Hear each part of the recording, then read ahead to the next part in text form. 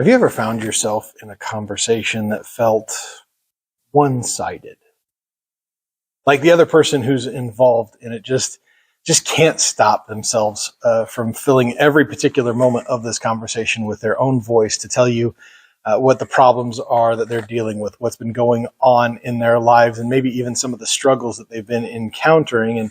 And all along, you are trying to interject to give them some sort of advice or maybe your own ideas about how they can handle these situations, but they're not giving you even a moment to be able to speak in there. And then when you finally get an opportunity to tell them something or to interject your own thoughts here, they leave the conversation entirely, having never let you say a word. Sounds frustrating, doesn't it? But too often that's the way that we tend to treat God. See, we know the need for prayer in our lives. In fact, we mentioned last week that they are foundational to our faith walk. And absolutely in no way, shape, or form am I saying don't pray or anything like that. Prayer is vital to us as Christians and as followers of God. But let me ask you, how often do you purposefully allow time for God to respond? I think all of us want to hear from God, at least on some level, but how often are we actually giving him time to speak? Even if you think that you are, how intentional are you in that time? Maybe it's time we tried to get to the next level. Time for a midweek moment.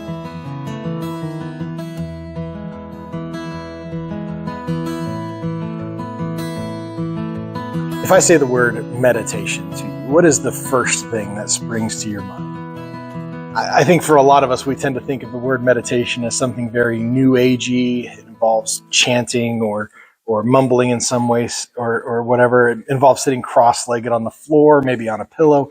Those are sort of the images that we conjure up when we think about the word meditation. And while that is a form of meditation, it is not the definitive form of meditation or what it has ever been meant to be. It's not just a practice of Eastern religions. In fact, it is something that has been done in our own faith since, well, forever. It is something that is incredibly biblical. In Psalms chapter 63, verses 5 and 6, we read, "My soul will be satisfied as with fat and rich food, and my mouth will praise you with joyful lips when I remember you upon my bed and meditate on you in the watches of the night." Psalm chapter 119, verse 97 says, "Oh, how I love your law. It is my meditation all the day." So meditation is something that has been done for generations in faith. In fact, there are several places in the gospel that we read about Jesus himself going off alone to quiet places. And the connotations of those are that he is off to go and pray and spend some time in meditation as well. And so we have to ask the question, at least when it comes to our circles, what is meditation? At the risk of making it sound somewhat overly simplistic, meditation is simply listening for God. Now, again, that might sound easy, that might sound simple, but the truth is it can be rather difficult for us, particularly in our current culture. See, we live in a world that is filled with constant disruptions and distractions literally everywhere we go. According to a recent study, the average American consumes somewhere between 6.5 to 12 hours of screen time per day. Right now, you're actually listening to this on a screen. I'm not trying to make you feel guilty or anything there. I'm the one who put it on your screen, or at least I made the video so it could be on your screen.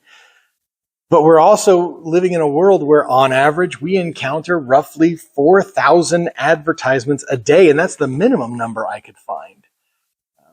So the fact is that we carry our biggest source of disruption and distraction with us in our pockets at all times, every single day.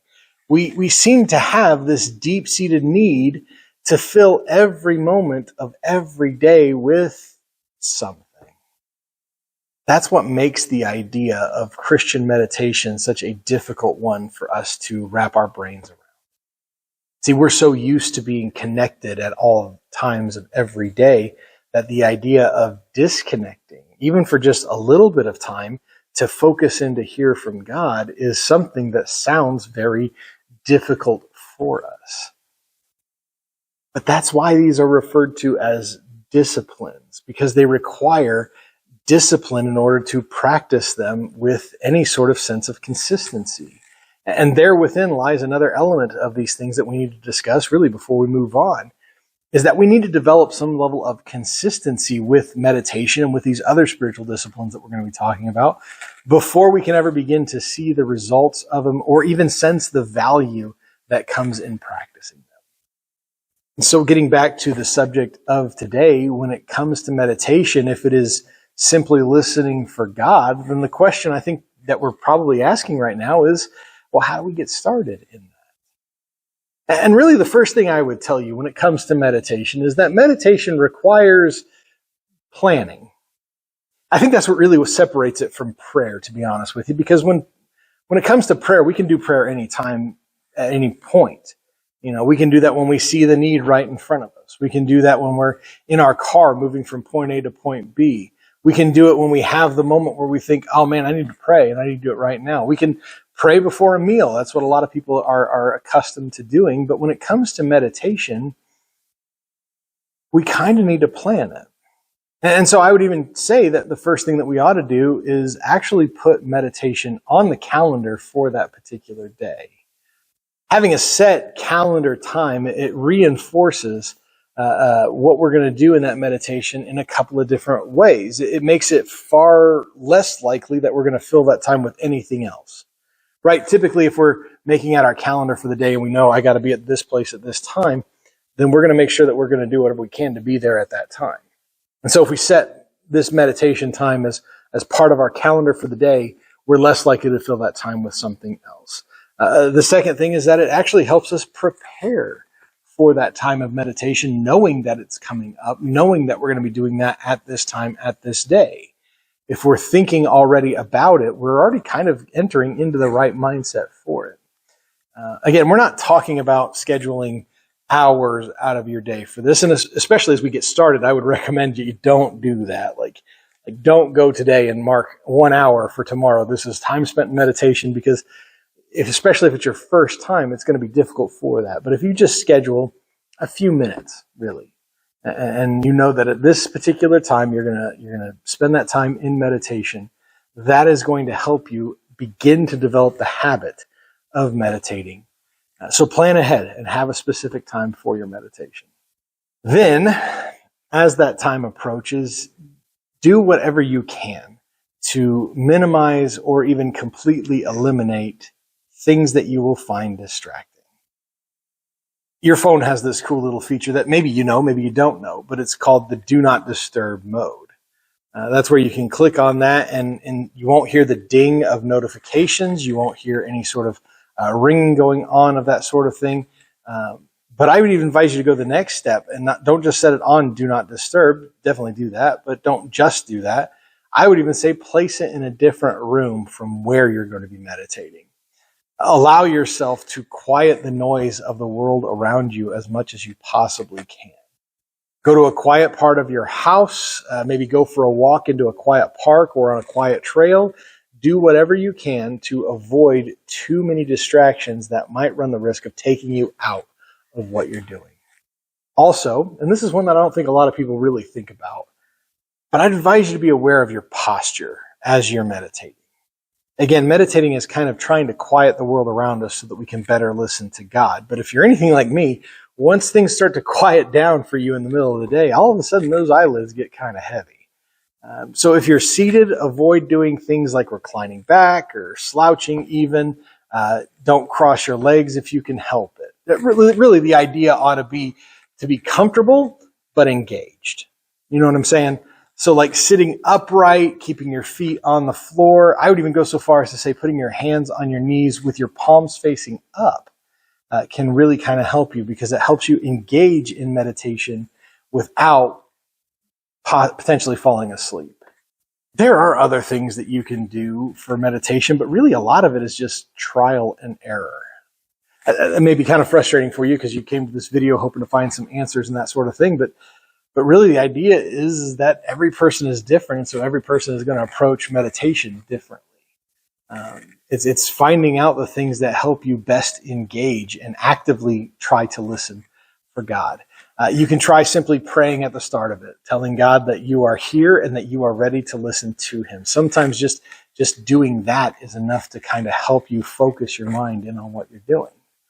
You can try reading a few passages of scripture ahead of time and try to think on those to help keep your mind focused, right? Because if we're talking about quieting things down, oftentimes the brain likes to go into various different places. Mine goes into some pretty weird ones sometimes, but having those scriptures ahead of time, that having those fresh in our minds, those can help keep us focused on what we're trying to do. Again, there's no really set, this is what you should do in meditation, because a lot of it is finding what works best for you. But as you practice these things, and as you practice meditating for God, I think eventually you're going to start to see some of the value behind it. You're going to see that it's going to help draw you closer to the Father because you are engaging in something that you've never really done before, trying to actively listen for God. So I want to invite you to give meditation a try. Start small. Start small. Try to find 5 minutes a day. In fact, I want to challenge you over the course of this next week. Set aside 5 minutes per day dedicated to meditation. Opening yourself up to listen for what God has to say to you. I won't promise you that the first time you ever try this, the clouds are going to open. You're going to hear the deep King James voice of God. You're going to hear trumpets blasting or anything like that. But I want you to commit to trying it over the next several days. And I think you'll begin to see the value in meditation. I'd even help you get to the next level. I don't know if it felt like this for you, but it felt like to me the month of October just flew right by without any sort of warning, which means that this is the last week for our book of the month, Disappointment with God by Philip Yancey. I'm not going to tell you all the things that I love about this book because I've told you a lot of them, to be honest with you, already. But hopefully you've had an opportunity to pick this one up. Hopefully you've had a chance to at least get started on it. But I think it's a great book that is worth your time. So even if you haven't gotten to it yet, still make it a priority, or try to find the time to read Disappointment with God by Philip Yancey. We'll be back next week with a brand new book of the month, continuing on this series, talking about the next levels. But this has been your Midweek Moment. Take care of yourselves.